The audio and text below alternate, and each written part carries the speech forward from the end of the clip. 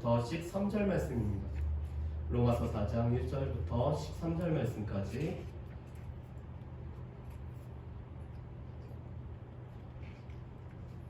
로마서 4장 1절부터 13절 말씀까지 저도 교독하시고 13절 말씀은 함께 합독하시도록 하겠습니다. 로마서 4장 1절 말씀부터 13절 말씀까지입니다. 저도 교독하십니다. 그런즉 육신으로 우리 조상인 아브라함이 무엇을 얻었다 하리요? 만일 아브라함이 행위로서 의롭다 하심을 받았으면 자랑할 것이 있으려니와 하나님 앞에서는 없느니라. 성경이 무엇을 말하느냐? 아브라함이 하나님을 믿음에 그것이 그에게 의로 여겨진 바 되었느니라. 일하는 자에게는 그 삭시 은혜로 여겨지지 아니하고 보수로 여겨지거니와 일을 아니할지라도 경건하지 아니한 자를 의롭다 하시는 이를 믿는 자에게는 그의 믿음을 의로 여기시나니 일한 것 없이 하나님께 의로 여기심을 받는 사람의 복에 대하여 다윗이 말한 바 불법이 사함을 받고 죄가 가리어짐을 받는 사람들은 복이 있고 주께서 그 죄를 인정하지 아니하실 사람은 복이 있도다 함과 같으니라. 그런즉 이 복이 할례자에게냐 혹은 무할례자에게도냐 모두 우리가 말하기를 아브라함에게는 그 믿음이 의로 여겨졌다 하노라. 그런즉 그것이 어떻게 여겨졌느냐? 할례시냐 무할례시냐? 할례시가 아니요 무할례시니라. 그가 할례표를 받은 것은 무할례시의 믿음으로 된 의를 인친 것이니 이는 무할례자로서 믿는 모든 자의 조상이 되어 그들도 의로 여기심을 얻게 하려 하심이라. 또한 할례자의 조상이 되었나니 곧 할례 받을 자에게뿐 아니라 우리 조상 아브라함이 무할례시에 가졌던 믿음의 자취를 따르는 자들에게도 그러하니라. 아브라함이나 그 후손에게 세상의 상속자가 되리라고 하신 언약은 율법으로 말미암은 것이 아니요 오직 믿음의 의로 말미암은 것이니라. 아멘. 우리 로마서 말씀을 가지고 계속해서 큐티를 우리가 하고 있죠. 바울이 우리에게 로마서를 통해서 우리에게 주제 말씀을 주신 것이 로마서 1장 16절과 17절 말씀입니다. 우리 주제 말씀부터 먼저 한번 같이 보실까요? 로마서 1장 16절과 17절 말씀입니다. 우리 같이 한번 읽어보실까요? 같이 읽겠습니다. 내가 복음을 부끄러워하지 아니하노니 이 복음은 모든 믿는 자에게 구원을 주시는 하나님의 능력이 됨이라. 먼저는 유대인에게요 그리고 헬라인에게로다. 복음에는 하나님의 의가 나타나서 믿음으로 믿음에 이르게 하나니 기록된 바 오직 의인은 믿음으로 말미암아 살리라 함과 같으니라. 아멘. 복음에는 모든 사람에게 구원을 주시는 하나님의 능력이 됨이라고 말씀하죠. 그렇다면 이 복음은 누구에 관한 말씀일까요? 복음은 예수 그리스도에 관한 말씀입니다. 그래서 예수 그리스도께서 이 땅에 사람이 되어서 오셔서 우리를 위해서 십자가에서 죽으시고 또한 부활하심으로 말미암아 능력으로 하나님의 아들로 인정된 것이 바로 복음의 내용이었어요. 그래서 바울 사도는 이 복음을 1장에서부터 이미 말씀합니다. 이 예수님께서 다윗의 혈통으로 나셨다. 예수님이 사람이 되셨는데 다윗의 혈통으로 나셨을 뿐만 아니라 그 예수님이 또한 성결의 영, 성령으로 말미암아 죽은 자들 가운데 부활하셔서 예수님 자신이 하나님의 아들이었는데 이 부활을 통해서 또 하나님의 아들로 선포되었다라고 말씀합니다. 그래서 복음은 예수 그리스도, 그 예수 그리스도께서 우리를 위해서 십자가에서 죽으시고 우리를 의롭다 하시기 위해서 부활하신 것이 복음의 내용, 이 복음의 핵심이라고 말씀합니다. 그런데 이 복음은 모든 믿는 자에게 무엇을 주시죠? 구원을 주시는 하나님의 능력이 되고 있습니다. 그것은 유대인이나 헬라인이나 야만인이나 지혜 있는 자나 모든 사람에게 차별 없이 이 구원을 주신다라고 말씀합니다. 그리고 이 복음에는 하나님의 의가 나타났어요. 그래서 무엇으로 이 하나님의 의에 도달하는지에 관해서 바울은 우리에게 설명을 하는데 그 전에 모든 사람이 죄인이라는 것을 우리에게 말씀하시죠. 그래서 로마서 1장 18절부터 3장 20절 말씀까지는 모든 사람이 다 죄인이라는 것을 말씀합니다. 그래서 이방인들, 특별히 비도덕적으로 사는 사람들이 그들이 죄를 범하여서 하나님의 진노와 심판 가운데 있다라는 것을 먼저 설명을 해주고 계시고요.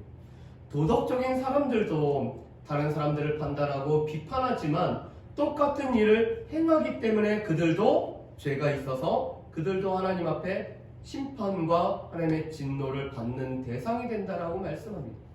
그 중에서 유대인들은 좀 더 특별한 사람들이었죠.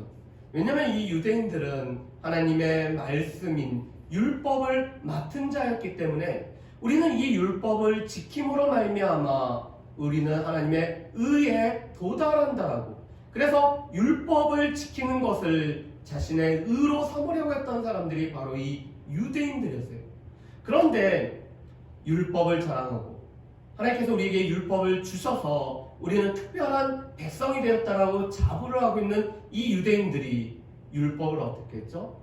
율법을 어기고 율법을 범함으로 말미암아 율법에서 규정하는 이 진노와 율법의 저주의 대상이 되었음을 말씀을 합니다. 그래서 모든 사람은 다 죄를 범하였기 때문에 하나님의 영광, 하나님의 의, 하나님께서 베풀어 주시는 구원에 도달하지 못했음을 말씀을 하고 있었어요. 그렇다면은 모든 사람은 과연 어떻게 구원을 받을 수 있는가? 이런 질문에 바울은 이미 답을 했죠. 복음에는 모든 사람을 구원하시는 하나님의 능력이 됨이라. 또한 이 복음에는 하나님의 의가 있는데 이 의는 우리가 뭔가를 해서 도달하는 것이 아니라 우리 가운데 예수 그리스도를 믿음으로 말미암아 하나님의 의에 도달함에 관해서 말씀을 합니다. 그래서 3장 21절부터 4장 25절까지는 하나님의 의를 얻음, 우리가 어떻게 하나님의 의를 얻는지에 관해서 말씀을 해주고 있죠. 그러면서 믿음으로 의롭다함을 받는다. 믿음으로 의롭다함을 받는다라는 의미가 무엇이죠? 우리가 구원을 받는다. 우리가 구원의 백성이 된다. 하나님의 자녀가 된다. 하나님의 사람으로 살아간다라는 것을 뜻하고 있습니다. 그런데 이 믿음으로 의롭다함을 받은 대표적인 예가 누구냐면은 아브라함이었어요.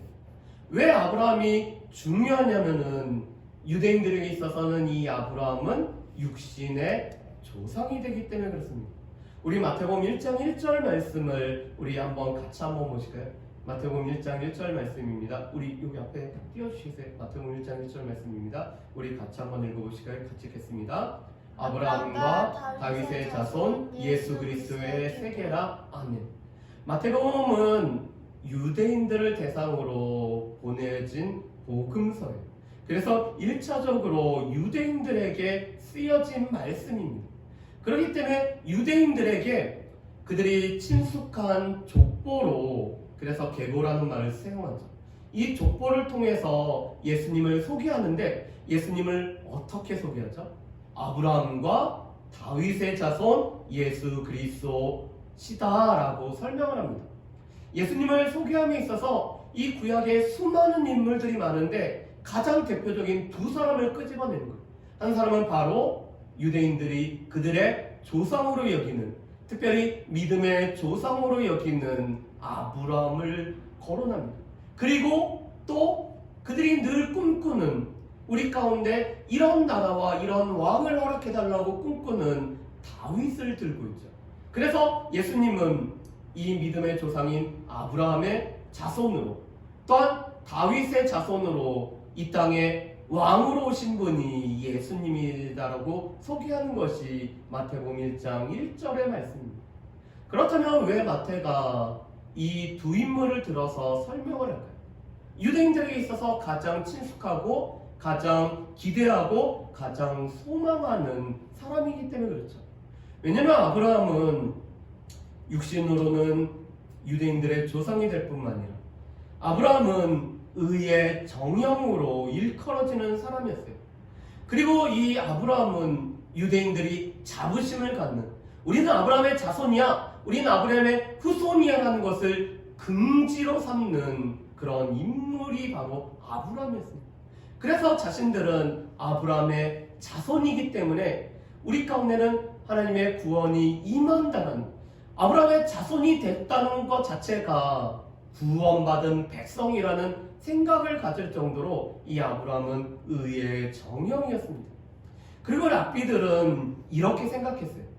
우리가 아브라함의 본을 따라야 되는데 아브라함은 의의 행위로서 의롭다 하심을 받았다라고 주장을 하고 있습니다. 그런데 그러한 생각을 반영한 것이 야고보서도 마찬가지입니다. 야고보서에 보면은 이 아브라함이 행위로 의롭다함을 받은 것이 아니냐, 물론 이때 행위는 믿음에 수반하는 삶을 말씀하긴 하지만 이 말씀 자체는 랍비들이 생각하는 이 생각을 반영을 하고 있습니다. 아브라함은 의의 행위로서, 아브라함이 하나님 앞에서 의로운 행동을 했기 때문에 그가 의롭다심을 받았다라고 주장을 하고 있었습니다. 그러다 보니까 아브라함을 조상이라고, 우리의 믿음의 조상이라고, 의의 정형이라고 생각했던 유대인들은 우리도 아브라함처럼 의로운 행동을 해야지 하나님 앞에 의롭다 하심을 받는다라고 그들이 생각을 했습니다. 그래서 대표적인 게 율법의 조항들을 지키면은, 율법의 조항들을 지킴으로 말미암아 의로운 행동을 하게 되면은 우리가 의롭다 하심을 받는다라고 유대인들이 생각하죠. 그런데 바울 사도가 2절에서 이렇게 얘기합니다. 로마서 4장 2절 말씀을 한번 보실까요? 만일 아브라함이 행위로서 의롭다 하심을 받았으면 자랑할 것이 있으려니와 하나님 앞에서는 없느니라고 말씀합니다. 이것은 아브라함이 행위로 말미암아, 의의 행위로 말미암아 의롭다 하심을 받은 것이 아니라는 거죠. 왜냐하면 아브라함이 자신의 의의 행위를 통해서 의롭다 하심을 받았으면 나는 이런 의의 행동들을 했습니다라고 자랑할 수가 있는데, 아브라함은 그렇게 자랑할 수가 있는 것이 아니라 아브라함은 의의 행동으로 의롭다 하심을 받은 게 아니라 하나님을 믿음으로 의롭다 하심을 받았음을 말씀을 하죠. 왜 그럴까요? 아브라함이 믿음의 조상이긴 하지만 아브라함을 아브라함 되게 하신 것은 하나님이십니다. 하나님이 아브라함을 아브라함 되게 하지 않으셨다면, 그래서 박영선 목사님은 그것을 보고 하나님의 열심이라고 합니다. 아브라함을 아브라함 되게 하시고, 이삭을 이삭 되게 하고, 야곱을 야곱 되게 하시고, 우리를 믿는 자 되게 하신 것은 하나님의 열심이라고 말씀합니다.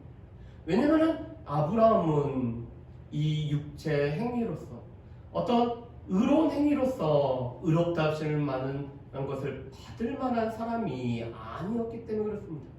우리 여호수아 24장 2절과 3절 말씀, 2절 하반절부터 우리 3절 말씀을 우리 앞에 한번 띄워주실까요? 우리 박윤 자매가 이 여호수아 24장 2절과 3절 말씀 한번 읽어보실까요? 옛적에 너희의 조상들 곧 아브라함의 아버지 나홀의 아버지 데라가 강 저쪽에 거주하여 다른 신들을 섬겼으나 내가 너희의 조상 아브라함을 강 저쪽에서 이끌어내어 가나안 온 땅에 두루 행하게 하고 그의 씨를 번성하게 하려고 그에게 이삭을 주었으며. 아멘. 유대인들의 전승에 따르면은 이 데라라는 사람은 갈대아 우르에 있는 여러 신들을 섬긴 자, 특별히 이 우상을 제조했던 사람이라고 이렇게 여깁니다. 그런데 이 아브라함의 아들 중에서, 아니 아브라함의 아들이 아니죠, 데라의 아들 중에서 이 한 아들이 우상을 뿌겠다가 이 갈대아 우르 사람에게 맞아서 죽었다라는 이런 전승이 있습니다. 그래서 하나님께서는 이 데라를 갈대아 우르에서 그 가족들과 함께 다 이주시키는 일이 있었다라고 말씀하세요. 이 데라 자신은 우상을 섬기는 자였는데 데라의 아들은 이 우상을 파괴하다가 주변에 있는 사람들에게 돌을 맞아서 죽었기 때문에 더 이상 살아갈 수 없었을 때 하나님께서 그들을 강 저쪽으로 옮기셨다라고 말씀을 합니다. 그래서 아브라함은 75세까지는 적어도 우상을 섬기는 자, 그의 아버지와 함께 우상을 만드는 자였다라고 여겨지고 있죠. 그뿐만 아니라 아브라함은 기근의 때에는 이집트하고 또한 그랄로 이 가뭄과 기근을 피하여서 움직입니다.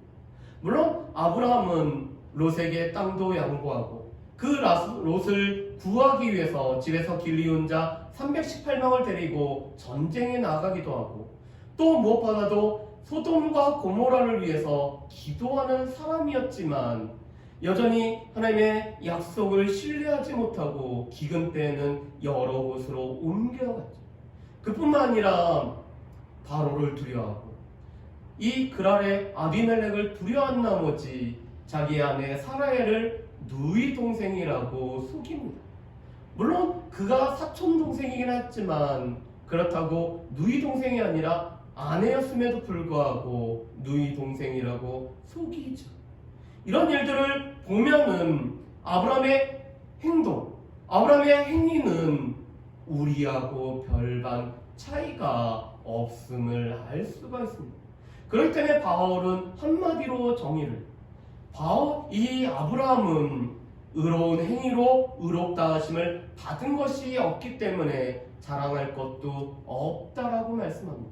그렇다면 아브라함은 어떻게 의롭다 칭함을 받을까요? 창세기 15장 6절 말씀과 7절 말씀에 보면은 이 아브라함이 어떻게 의롭다 칭함을 받는지를 볼 수가 있습니다. 우리 15장 6절과 7절 말씀 한번 앞에 띄워주시겠어요? 창세기 15장 6절과 7절 말씀입니다. 우리 같이 한번 읽어보실까요? 창세기 15장 6절과 7절 말씀 우리 같이 한번 읽어보겠습니다. 아브라함이 여호와를 믿으니 여호와께서 이를 그의 의로 여기시고 또 그에게 이르시되 나는 이 땅을 내게 주어 소유를 삼게 하려고 너를 갈대아의 우르에서 이끌어낸 여호와니라. 아멘. 하나님께서 이 아브라함이 자신에게 약속하신 자녀가 없다고 생각해서 집에서 길리운 자를 자신의 후계자로 세우겠다라고 이야기를 했습니다. 그랬더니 하나님께서 하늘에 무뼈를 보여주면서 너의 자손이 이와 같으리라고 하나님께서 말씀하세요. 아브라함의 후손이 이 별처럼 많아질 것을 하나님께서 말씀하시죠. 이 말씀을 듣고 아브라함이 이 말씀을 하신 하나님을 믿었습니다. 그리고 하나님은 하나님의 말씀을 믿는 아브라함을 어떻게 여기신 거죠? 의로 여기셨습니다. 그렇기 때문에 오늘 바울 사도는 이것은 일하는 것과 일하지 않는 자의 모습으로 비교를 하죠.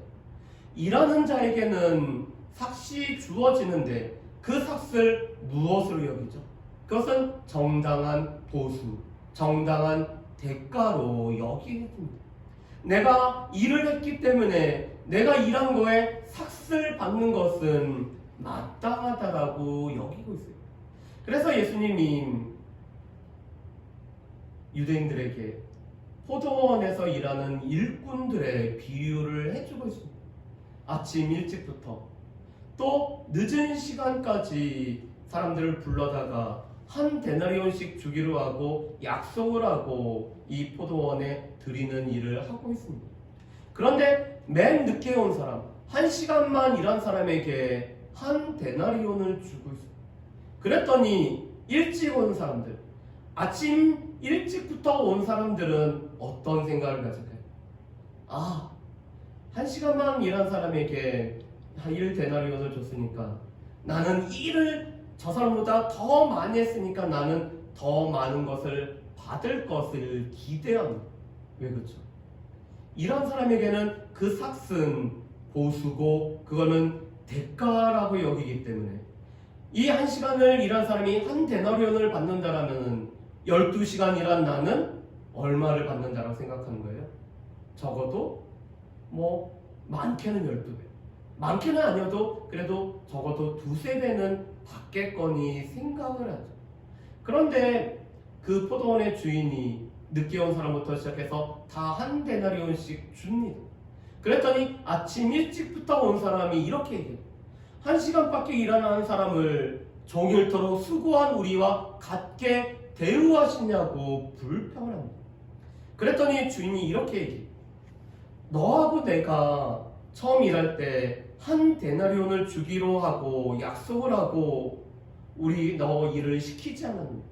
그렇다면 약속한 한 데나리온을 갖고 가는 것은 정당하지 않느냐? 내가 내 것을 가지고 늦게 온 사람에게 더 주는 것을 내가 악하게 보느냐라고 이런 비유의 말씀을 하고 계십니다. 왜 그러죠? 이런 사람들은 생각이 그래요.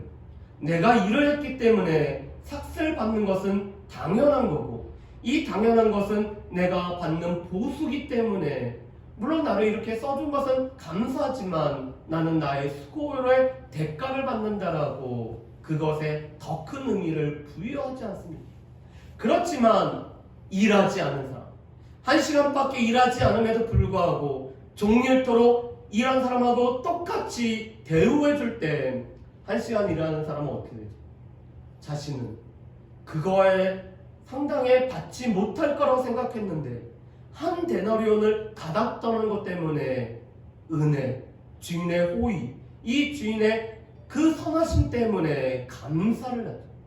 마찬가지로 일하지 않았음에도 불구하고 그에게 삭슬 주어지면은 그것은 은혜이자 감사이자 그 삭슬 베풀어 주시는 분의 호의입니다. 그런데 아브라함이 그랬다는 거예요. 그래서 다윗의 이 시편 32편 말씀을 인용을 하여서 그것에 관해서 말씀합니다. 다윗이 이렇게 얘기하죠. 불법이 사함을 받고 죄가 가리워짐을 받는 사람들은 복이 있고 주께서 그 죄를 인정하지 아니하실 사람은 복이 있도다라고 말합니다. 여러분, 이 말씀을 우리가 금요 기도회 때 시편 51편 말씀에서도 이 말씀을 가지고 우리가 나눴었죠. 이 다윗은 바세바와 간음을 하고 우리아를 죽이는 범죄를 행했습니다. 그런데 그가 세 가지 단어로 표현을 하고 있죠. 불법에 해당되는 단어가 뭐냐면 패샤라는 죄과라는 단어입니다. 이것은 하나님의 뜻을 고의적으로 어기는 것을 말합니다. 아브라함도 살아가면서 하나님의 뜻을 고의적으로 어기는, 하나님의 약속을 받고서도 여전히 연약하고 부족하기 때문에 그 약속을 고의적으로 어기는 적이 있죠.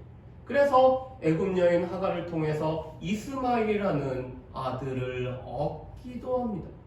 불법이라는 것은 이렇게 하나님의 뜻을 의지적으로 거스리는 거예요.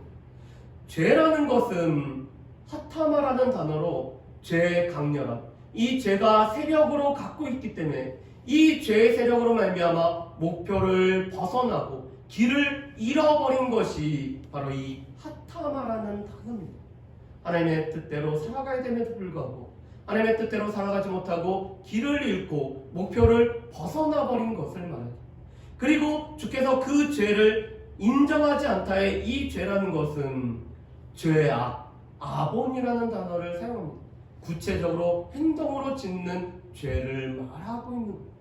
그런데 아브라함도 불법을 저질렀고 또 죄를 지었고 이 죄악을 범했던 사람이 아브라함이었어요.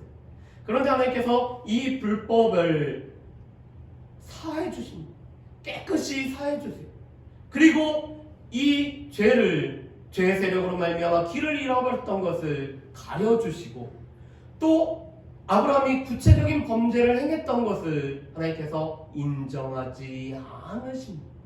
이게 바로 복이고 이것을 받은 것이 아브라함의 모습이라고 말씀하죠. 그렇기 때문에 아브라함은 행동을 통해서 어떤 의로운 행위를 통해서 무언가를 지켜서 의롭담을 받은 것이 아님을 말씀합니다. 아브라함도 죄, 다윗도 우리도 불법과 죄와 또한 죄악을 범했던 사람들이기 때문에 그래요. 대신에 하나님은 하나님을 믿는 그 믿음, 아브라함의 믿음을 의로 여겨주고 계십니다. 그런데 바울 사도가 순서가 중요하게 오늘 말씀하세요. 하나님과 언약을 맺고 아브라함이 의롭다 하심을 받은 것은 할례가 주어지기 전에, 율법이 주어지기 전인 것을 말씀합니다. 창세기 25장 5절에서 6절 말씀에 보면은 아브라함이 하나님을 믿음으로 말미암아 의롭담을 받았는데, 아브라함이 할례를 받은 것은 창세기 17장 10절에서 11절에 나오죠. 우리 창세기 17장 10절에서 11절 말씀을 우리 한번 보실까요? 예. 창세기 17장 10절에서 11절 말씀입니다. 우리 같이 읽어보겠습니다. 너희 중에 남자는 다 할례를 받으라. 이것이 나와 너희와 너희 후손 사이에 지킬 내 언약이니라. 너희는 포피를 베어라. 이것이 나와 너희 사이의 언약의 표징이니라. 아멘. 오늘 몸에다가, 특별히 남자의 포피에다가 이 할례를 행하고 있습니다. 이것은 하나님의 언약의 백성이 되었다는 뭐죠? 표징, 증표입니다. 그들이 이 포피를, 벗겨진 포피를 볼 때마다 나는 하나님과 언약을 맺은 백성이라는 것을 보여주는 것이 바로 이 포피라는 것. 이것은 우리가 예수님을 믿는 사람이 되어서 우리가 교회에 출석을 해서 많은 사람들 앞에 내가 예수님을 믿는 사람으로 공표를 하는 세례와 비슷해. 먼저 예수님을 믿는 것이 선행을 하고 내가 예수님을 믿었다는 것을 많은 사람들 앞에서 증거하고 공포하는 것이 세례입니다. 그런데 아브라함이 하나님 앞에 의롭다 하심을 받고 하나님과 언약을 체결하고 나서 이 언약의 백성이 되었다는 것으로 주어진 게 할례예요. 그래서 아브라함은 할례자가 아니라 언제요? 무할례자일 때 아브라함이 의롭다 하심을 받았습니다. 이것은 무할례자도 아브라함과 똑같은 믿음을 가지고 있다면 그들도 의롭다함을 받는다는 것을 뜻하고 있습니다. 그런데 또한 아브라함은 육신으로는 이 할례자의 조상이 됩니다. 그래서 할례자들도 아브라함과 똑같은 아브라함의 믿음의 자취를 따르게 되면은 아브라함이 믿음의 조상인 것처럼 그들도 또한 믿음으로 의롭다함을 받게 됨을 말씀합니다. 그래서 이 의롭다함을 받은 것은 할례 때 할례를 받음으로 된 것이 아니라 이미 아브라함이 무할례 때 아브라함이 가졌던 그 믿음으로 말미암아 아브라함이 의롭다 칭함을 받은 것처럼 무할례자도 아브라함과 똑같은 믿음을 가지고 있으면은 그들이 의롭다 칭함을 받기 때문에 구원의 백성이 된다는 거죠. 그리고 육체의 할례를 받는다라고 해서 자연스럽게 구원을 받는 게 아니라 육체의 할례를 받은 사람도 아브라함과 똑같은 믿음의 자취를 따라가야지만이 그들 또한 의롭다 하심을 받음을 말씀합니다.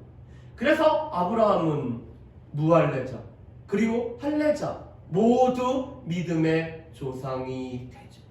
그뿐만 아니라 13절에서는 아브라함은 믿음의 조상이 될 뿐만 아니라 아브라함과 아브라함처럼 이 믿음으로 따라 살아가는 사람들은 이 세상을 상속받는 상속자가 됨을 말씀합니다.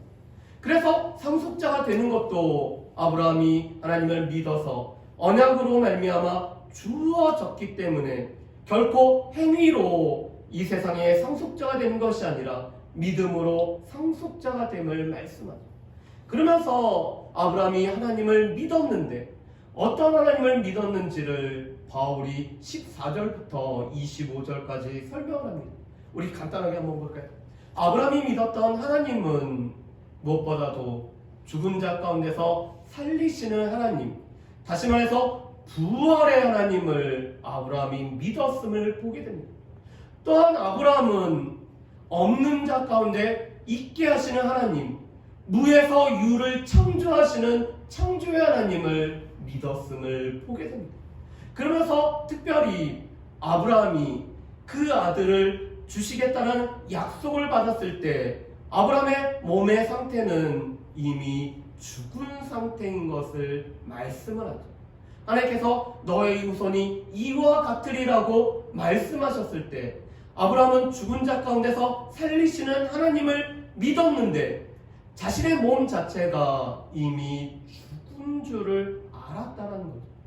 왜냐하면 100세가 됐기 때문에 이미 육신의 이 기능이 사라졌음을 말합니다.